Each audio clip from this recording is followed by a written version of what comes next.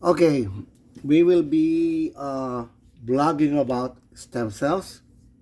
Are they a scam or they're real? Okay, this is one video uh, which is produced by USStemClinic.com. No, sourced by no. It's sino bang gumawa nito? Dali. Uh, Saan ako? Introduction. Let's skip the introduction, no?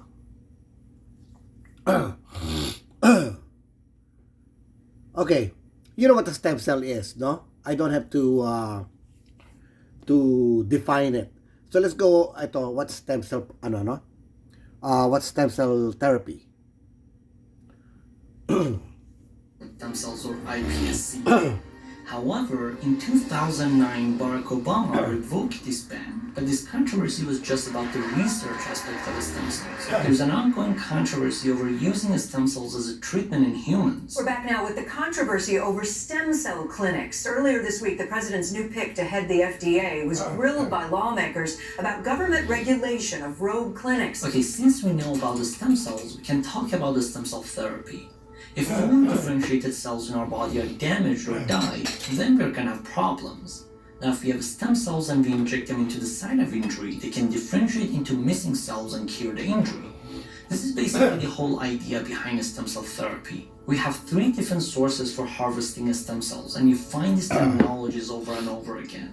We can isolate the cells from the patient's own body. We can take the cells from other individuals and other species, which has the risk of immune rejection. So the ideal case would be autologous stem cells. However, even in this case, there is a controversy which I'm trying to explain in this video. There are different ideas about the stem cell therapy. One only comes from the commercial clinics, which sounds extremely positive. It's like a stem cell therapy is a miraculous treatment that can cure every problem in our body. Most of them come from testimonials by famous athletes, celebrities, and internet personalities. However, a stem cell therapy isn't FDA approved, and if you check the FDA site, they alert people about the stem cell therapy. They even warn that these therapies are not approved and it's not safe yet. Ginawi ko FDA has not approved the stem cell therapy. And they are even warning people not to push through it. Clear? Seen ads or attended a seminar for stem cell therapies that claim to be able to treat diseases like chronic joint pain, Alzheimer's, cancer, and more? Don't believe it. You may be told stem cells, including those from fat, amniotic fluid, or umbilical cord, like cord blood or Wharton's jelly, are a miracle treatment.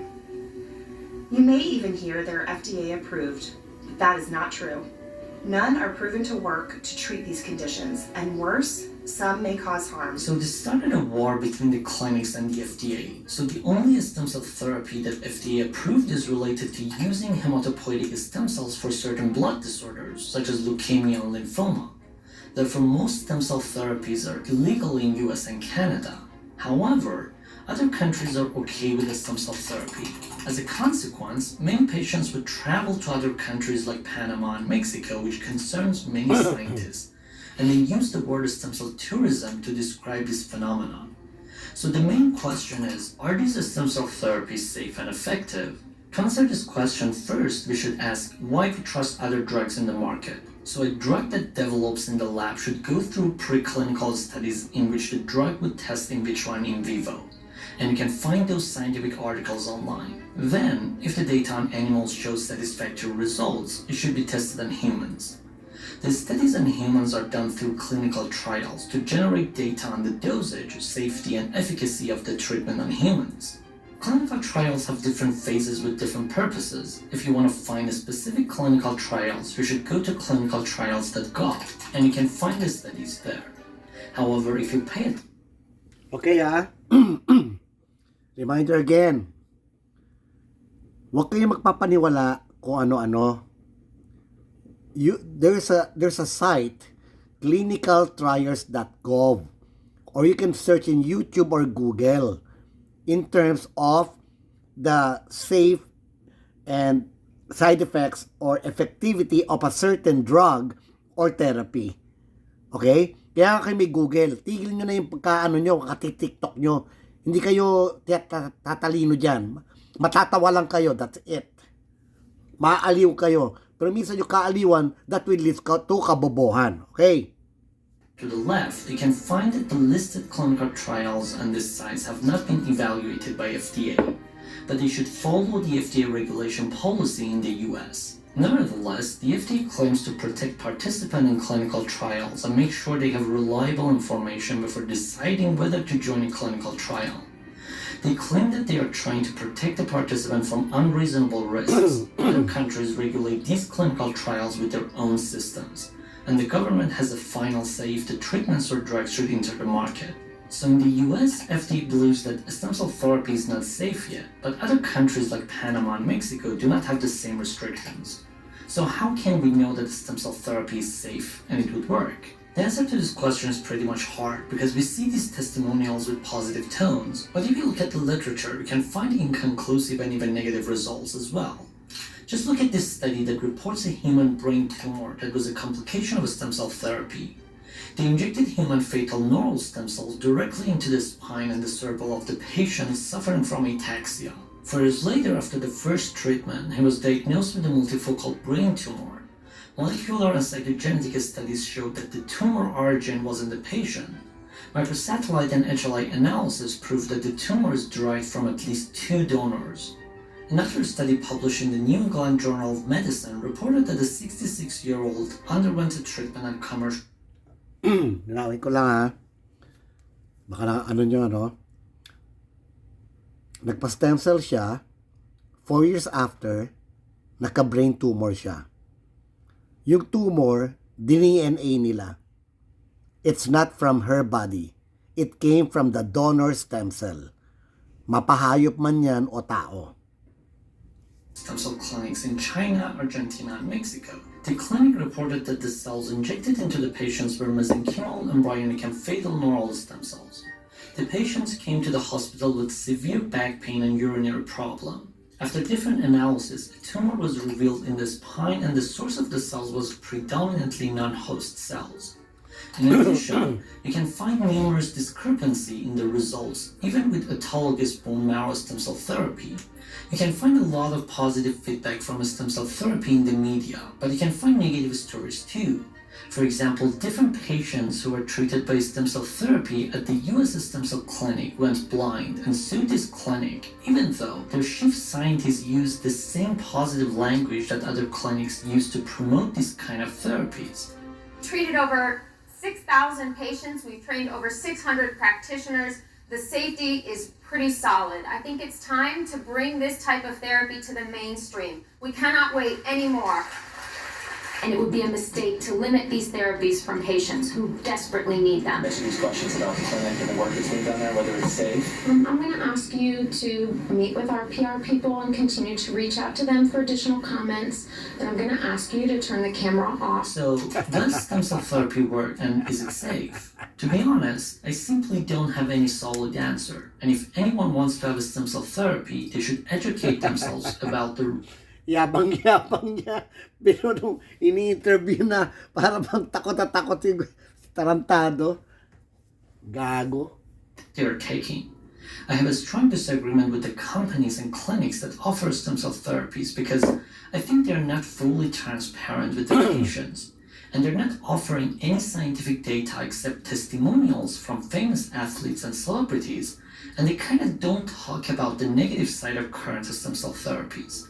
Let's talk about the huge controversy between FDA and the clinics that offer stem cell therapies in the US.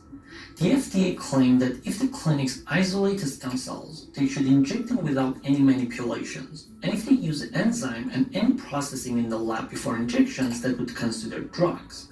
Therefore, FDA should regulate the market.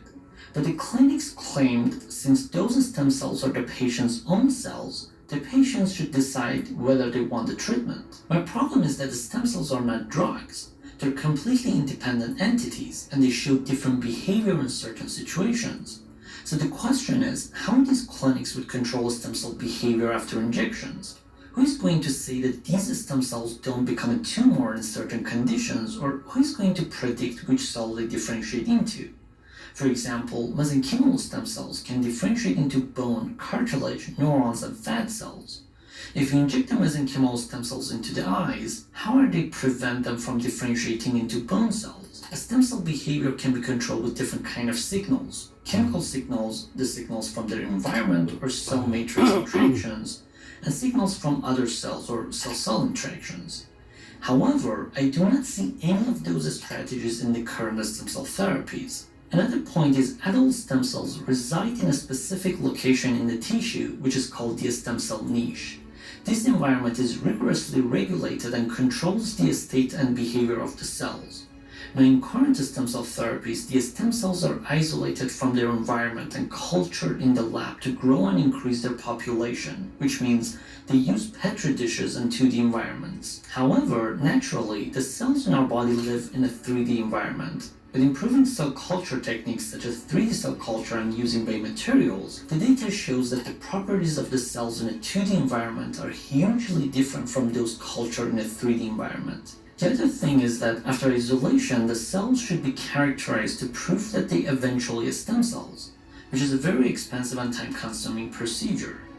Therefore, which organization would regulate policies to ensure if the company is doing a good job and injecting the right cells into the patient? I'm asking you if you will ask the clinic to collect a sample of the stem cells they intend to use. You can freeze it and send it to me.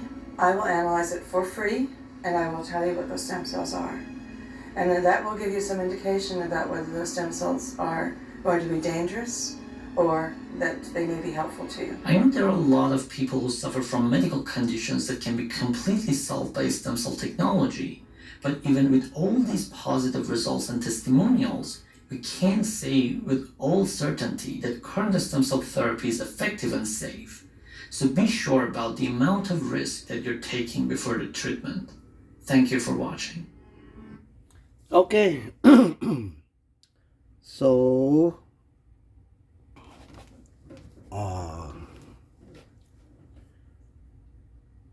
medyo mahaba, no? Medyo mahaba yung, what do you call this?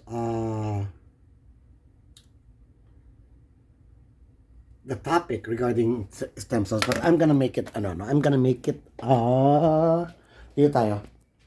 Ayoko sa kama. I'm gonna make it, what do you call this? Short! I'm running out of words lately. Anyway, ganito lang yan. Huwag kayo makikisabay sa uso. Okay? Hindi porket yung mayaman, si ERAP, or si ganito, nagpa-stem cell, ibig sabihin, gagawin nyo rin. Okay? Lalo yung mga mayayaman dyan, tigil nyo. Huwag kayong makiuso. Okay? Hindi lahat ng ginagawa ng ibang mayaman, correct. Or, probably, naloko lang sila din ng ibang doctors or ibang ano. Okay? Number one, wag lang ipapaloko. Don't be stupid, you know?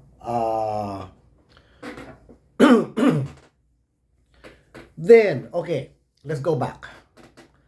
Why do you need to inject a stem cell of an animal or another human being na pinanganak na baby, whatever daw?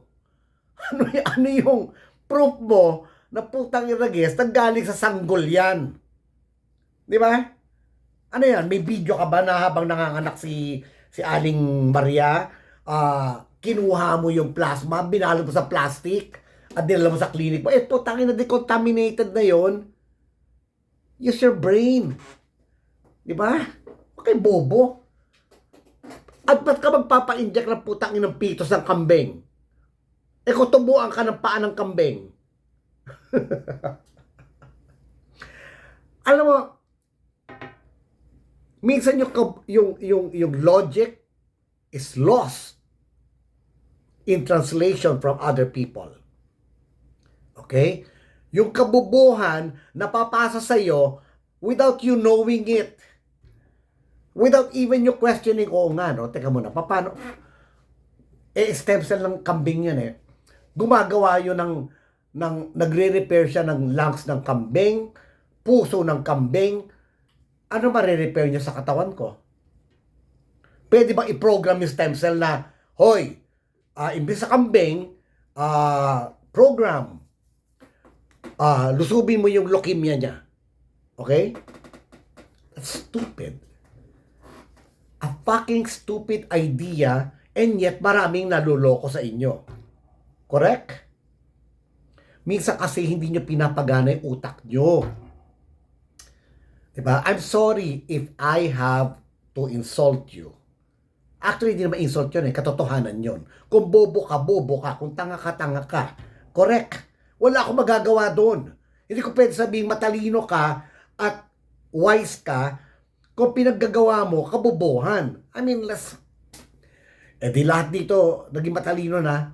If I will say na matalino yung isang taong yan na bobo, correct? So, pag tinawag kayong bobo, hindi naman insulto yun. Ibig sabihin, mag-aral pa kayo. Okay? Wala naman taong bobong by definition. They grew up bobo. No, they became bobo because tamad sila mag-aral. Do you get me?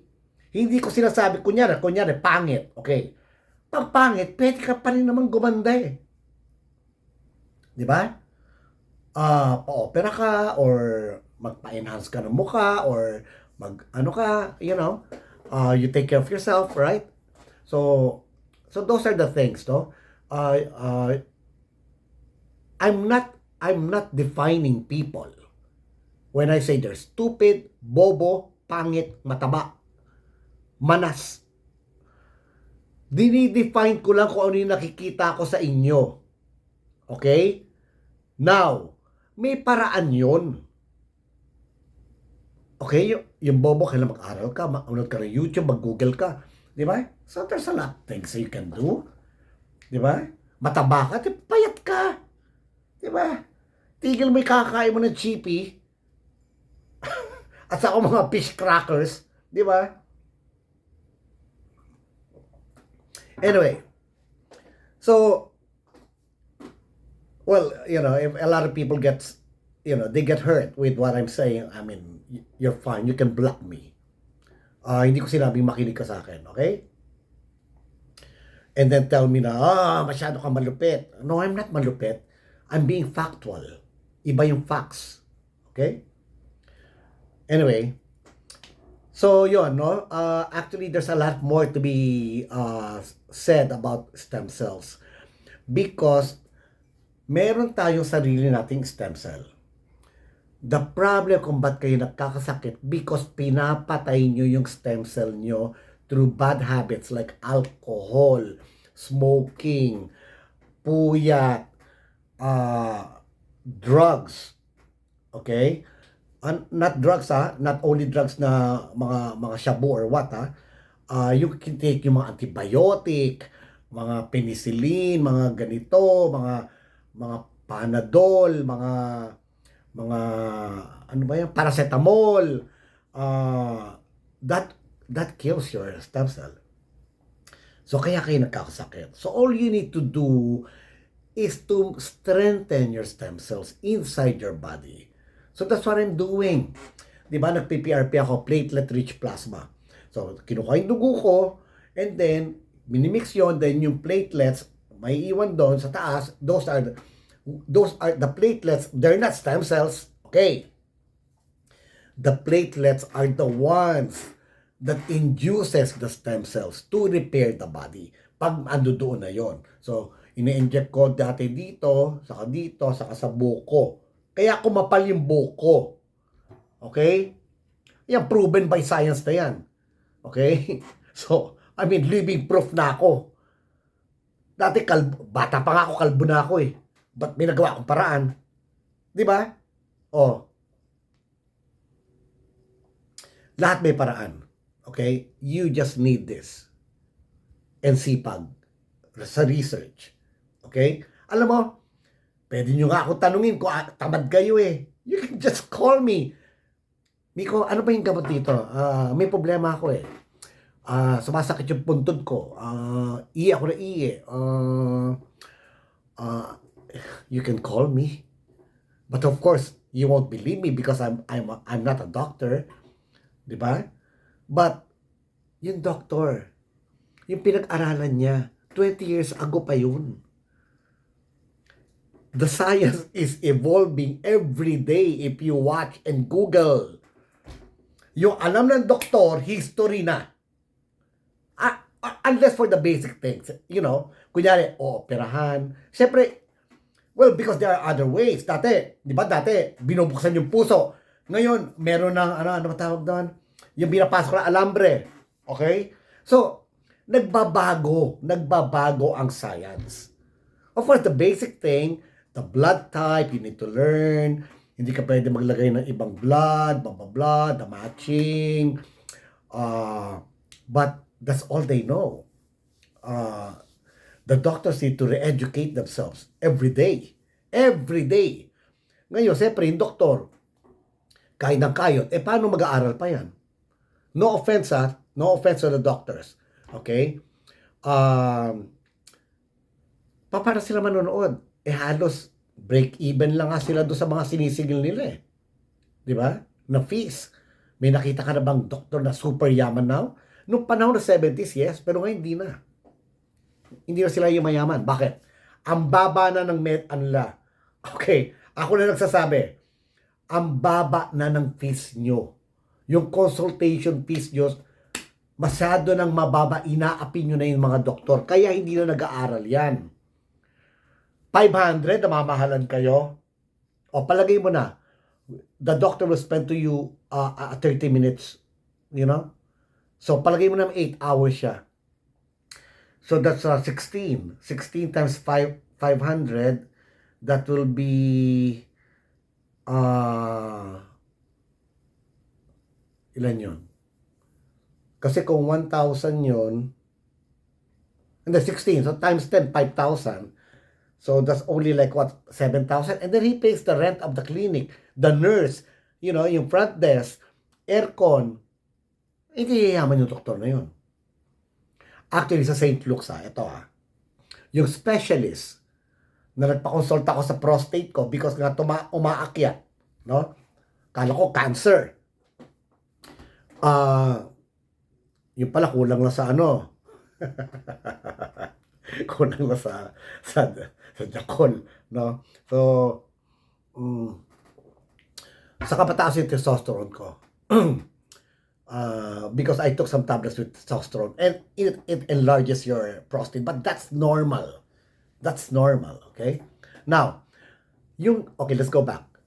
Yung pinakamagaling na doktor sa St. Luke's, sa prostate specialist, he's a fucking specialist. You know how much he charged? He only charged 1,500. And specialist na yun. And then, umuupa pa siya sa St. Luke's ng clinic doon. Magkano yun? Okay? Although siya pila siya because in demand siya.